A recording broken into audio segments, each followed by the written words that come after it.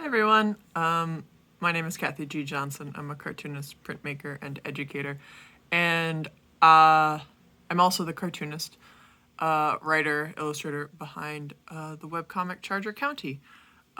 So it is September. It isn't September at all.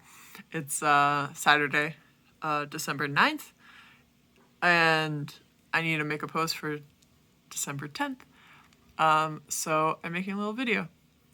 In this video, I'll show you the art materials that I use to draw Charger County. Thanks.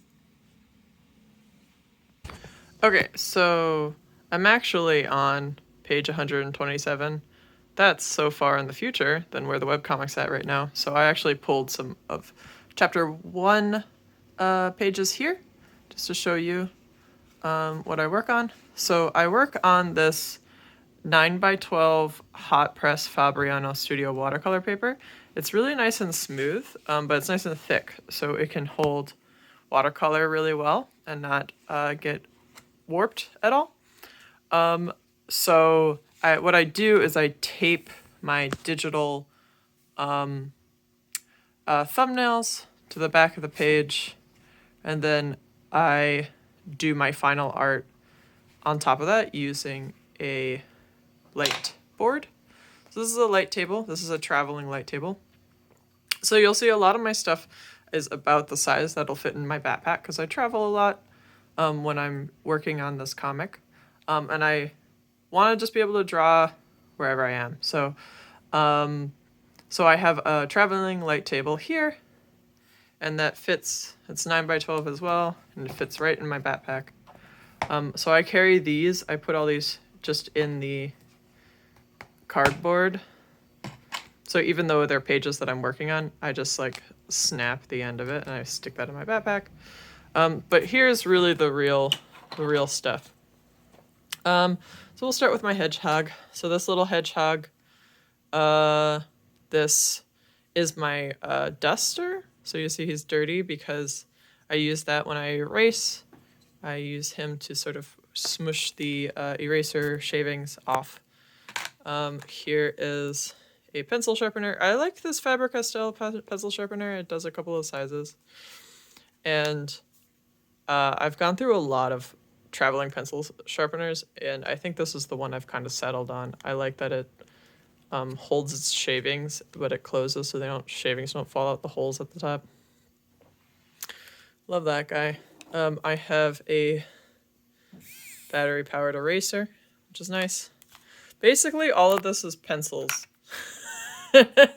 You know, you'd think if you're just working with graphite, your setup would be simple, but instead I have as many different erasers and pencils as possible. So everything fits in this travel case.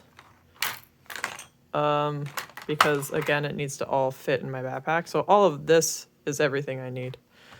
So I have a Kleenex for cleaning up. This is not a used Kleenex. So it has a watercolor on it. So this is another eraser. This is a makeup brush, but I use it to push erasing stuff around. So here's one of the main things I use is the General Sketch and Wash.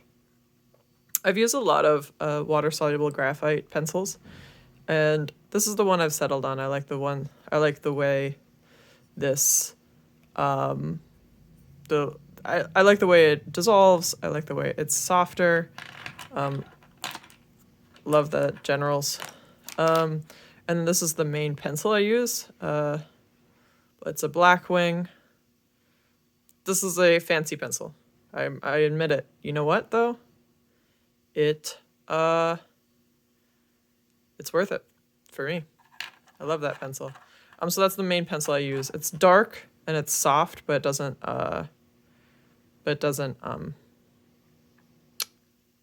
like rub really well. So I think it's nice.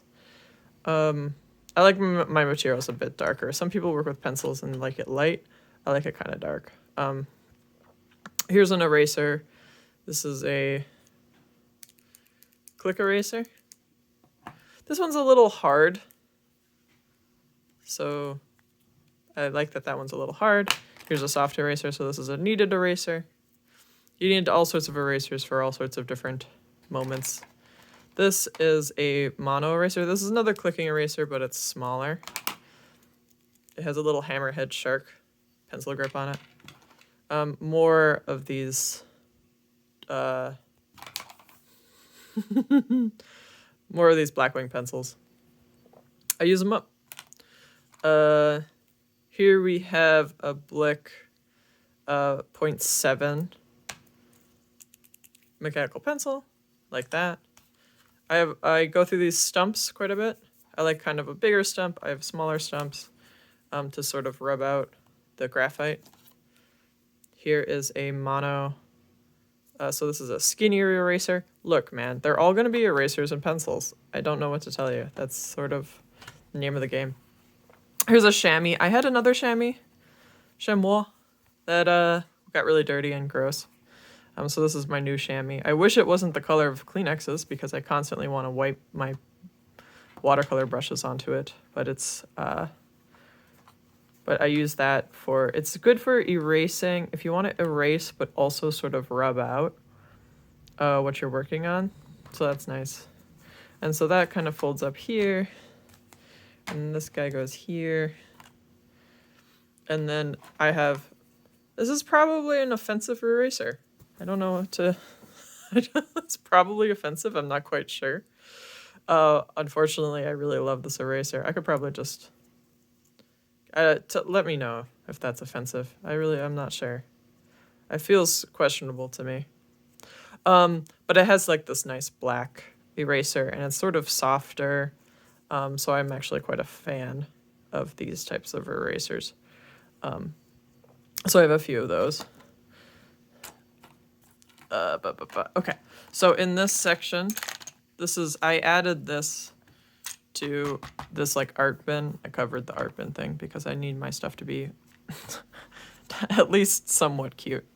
Because I'm using this for like a few years while I work on this book. So this is a pencil. This is a paint chip.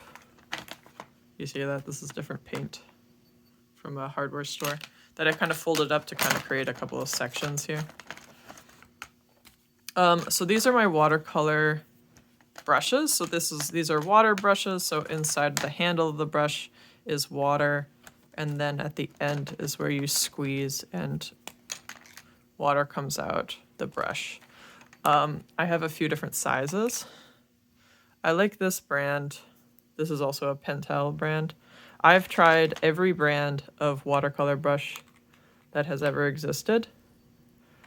And this is my favorite. I think I just prefer, obviously it's all down to what you prefer, but I prefer the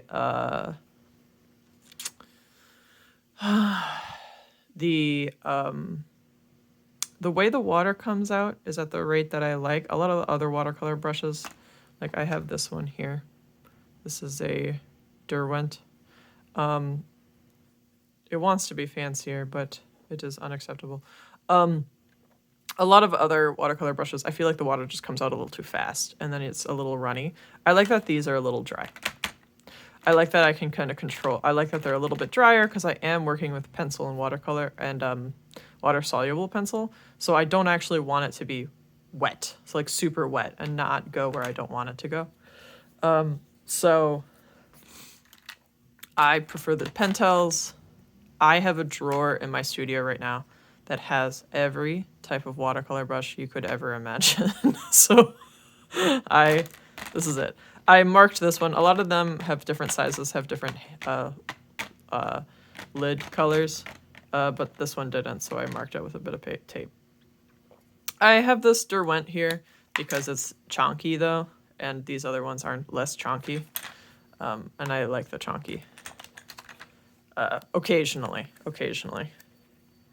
I can't put that on with one hand, so that's just gonna chill there. All right, and then on this side I have more pencils. I have just like a normal number 2 pencil.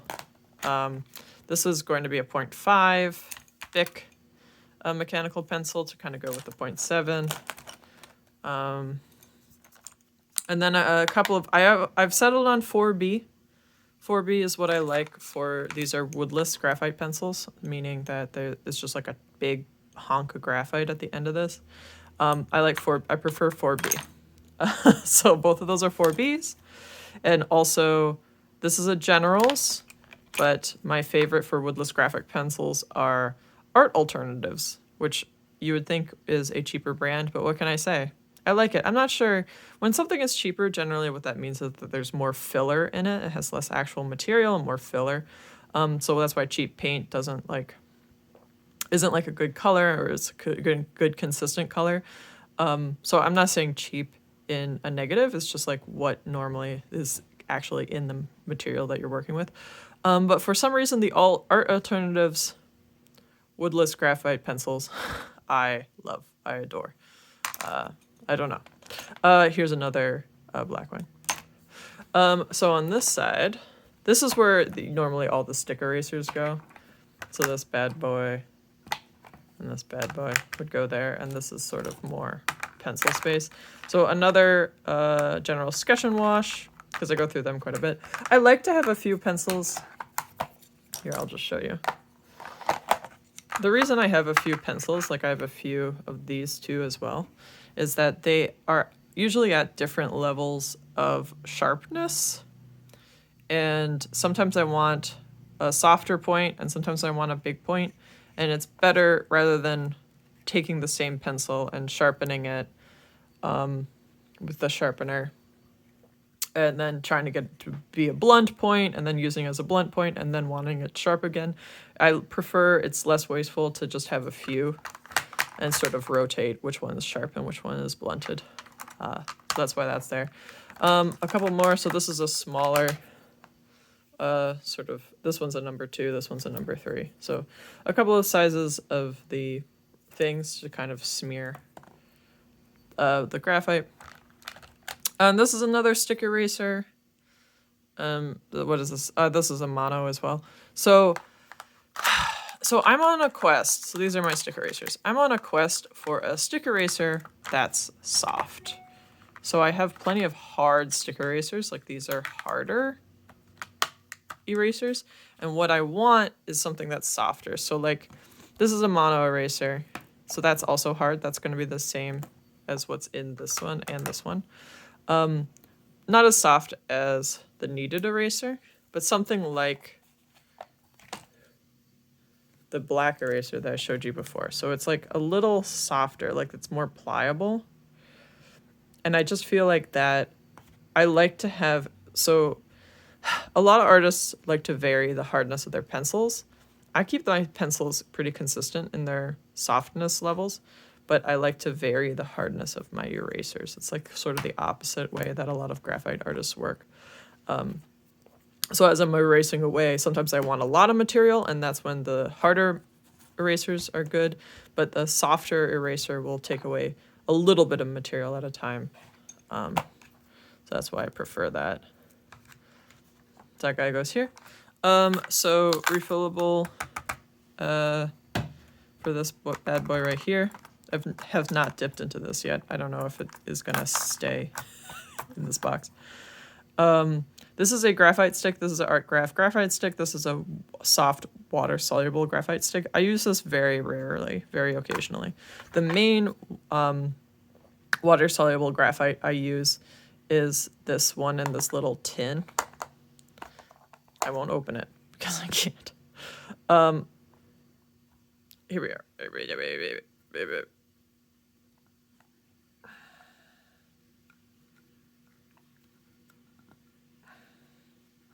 There it is.